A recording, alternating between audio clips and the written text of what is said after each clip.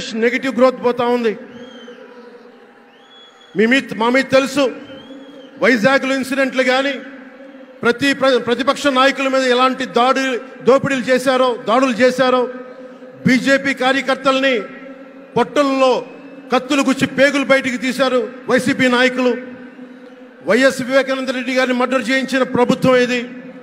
CBN గారిని ఇబ్బంది పెట్టిన ప్రభుత్వం అరెస్ట్ చేసి నన్ను స్వయాన అనేక పర్యాయాలు అడ్డుకున్న ప్రభుత్వం ఇది. ఈ ప్రభుత్వం పోవాలి.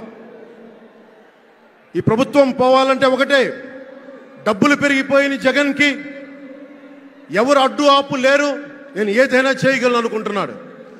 రావణాసురుడు కూడా ఒకటే అనుకున్నాడు, నా చుట్టూ బంగారంతో కట్టిన లంక ఉంది, వజ్రాలతో వైడూర్యాలతో ఉన్న పుష్పక విమానం ఉంది, ధీరులు సూరులు మంది మార్బలం ఉన్నారు అనుకున్నాడు. నన్నేం చేయగలడు అనుకున్నాడు.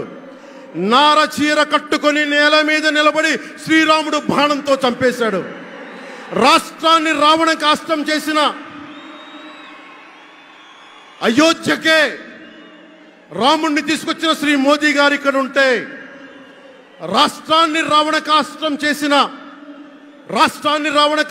చేసిన చిటికిని వేలంత రావణాసురుణ్ణి తీసేయడం అంత కష్టమా?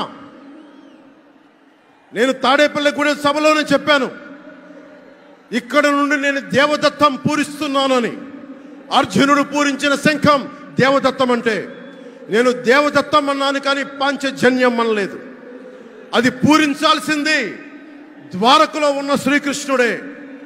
అక్కడి నుండే మోదీ గారు పాంచజన్యాన్ని వచ్చిన మోదీ గారు, గుజరాత్ ద్వారక నుంచి వచ్చిన శ్రీ మోదీ గారు ఈ కురుక్షేత్ర యుద్ధం కోసం పాంచజన్యాన్ని పూరిస్తారు. ఇక్కడ జరగబోయే ఎన్నికల కురుక్షేత్రం, ఈ యుద్ధం ఫలితం ధర్మందే విజయం, పొత్తుదే గెలుపు, కూటమిదే పీఠం. జై హింద్.